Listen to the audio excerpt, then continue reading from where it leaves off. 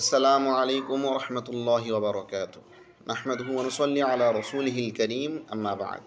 আলহামদুলিল্লাহ সুম্মা আলহামদুলিল্লাহ। আল্লাহ তাআলার অশেষ মেহেরবানি যে আল্লাহ তাআলা আমাদের সকলকে সুস্থ রেখেছেন।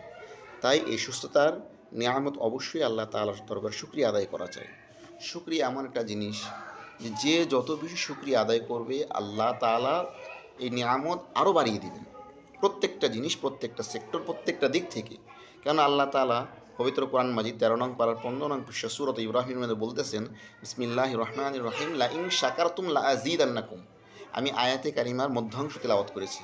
আল্লাহ তাআলা বলতেছেন, লা ইন শাকারতুম লা আযীদান্নাকুম, যদি তোমরা শুকরিয়া আদায় করো অবশ্যই আমি তোমাদেরকে বাড়িয়ে দিব, বৃদ্ধি করে দিব।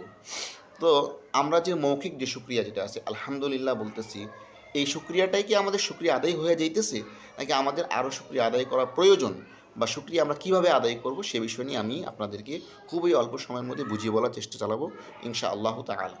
এই যে আল্লাহ তাআলা আমাদেরকে সুন্দর একটা আকৃতি দিয়েছেন, সুন্দর চলার মতো আল্লাহ তাআলা পা দিয়েছেন, হাত দিয়েছেন, প্রত্যেকটা জিনিস স্পর্শ করার মতো অনুভূতি শক্তি দিয়েছেন, একটা কল্প দিয়েছেন। প্রত্যেকটা জিনিস দিয়ে কিন্তু আল্লাহ তাআলা একটা মানুষকে সুন্দরভাবে সৃষ্টি করেছেন, যার বর্ণনা সূরা ৩ এর মধ্যে আল্লাহ তাআলা বলতেছেন, বিসমিল্লাহির রহমানির রহিম, লাকাদ খালাকনাল ইনসানা ফি আহসানি তাকওয়িম।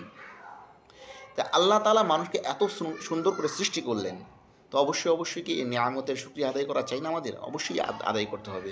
তো আমাদের প্রত্যেকটা অঙ্গ প্রত্যঙ্গের শুকরিয়া কীভাবে আদায় করবে আপনি সামান্য একটু জিনিস শুনলে বুঝতে পারবেন।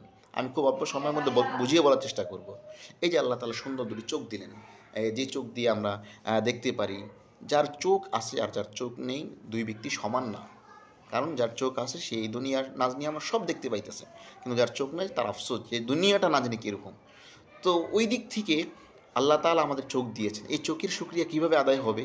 এই চোখের শুকরিয়া তখনই আদায় হবে যখন এই চোখ দিয়ে আমি, আপনি, আমরা সকলেই আল্লাহ তাআলা যে সমস্ত কাজ করলে সন্তুষ্টি হন ওই সমস্ত কাজ বেশি বেশি করলে, আর যে সমস্ত কাজ করলে আল্লাহ অসন্তুষ্টি হন, আমি যদি ওই চোখ দিয়ে ওই সমস্ত কাজগুলো করি তাহলে এই চোখের নাফরমানি হবে।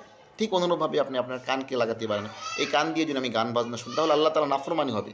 অনুরূপ এই কান দিয়ে যদি আমি ভালো কিছু শুনি, কোরআন তেলাওয়াত শুনি, অথবা ভালো কোনো ওয়াজ নসিহা শুনি, তাহলে অবশ্যই কানের শুকরিয়া আদায় হবে। অনুরূপভাবে এই জবান দিয়েছেন আল্লাহ তাআলা, এই জবান দিয়ে এই জবানকে আমি ইচ্ছা করলে ভালো কাজেও ব্যবহার করতে পারি, আমি ইচ্ছা করলে খারাপ কাজেও ব্যবহার করতে পারি। যদি আমি এটাকে দিয়ে ভালো কাজে ব্যবহার করি কোরআন তেলাওয়াতের জন্য, আমি যদি এটাকে ভালো কাজে মানুষকে আমরে বিল মারুফ নাহি আনিল মুনকারের জন্য ব্যবহার করি, তাহলে অবশ্যই জবানের শুকরিয়া আদায় হবে। ঠিক অনুরূপভাবে হাত পা প্রত্যেকটা অঙ্গ প্রত্যঙ্গকে আপনি এভাবেই যে লাগাতে পারেন যে যেই কাজের উদ্দেশ্যে আল্লাহ তাআলা আমাকে বানিয়েছেন, আমাকে পাঠিয়েছেন, আমি যদি ওই অঙ্গটাকে ওইভাবেই ব্যবহার করি তাহলে হবে শুকরিয়া।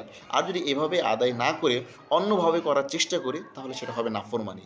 তো আমরা এখন থেকে নিয়ত করি যে আল্লাহ তাআলা এই শুকরিয়া যেন আমরা সবসময় আদায় করতে চাই, যেন আমাদের দ্বারা আল্লাহ তাআলার শুকরিয়া সবসময় আদায় হয়। আল্লাহ তাআলা আমাদের সকলকে সেই তৌফিক দান করুন। ওমা আলাইনা ইল্লাল বালাগ। আসসালামু আলাইকুম ওয়া রাহমাতুল্লাহি ওয়া বারাকাতুহু।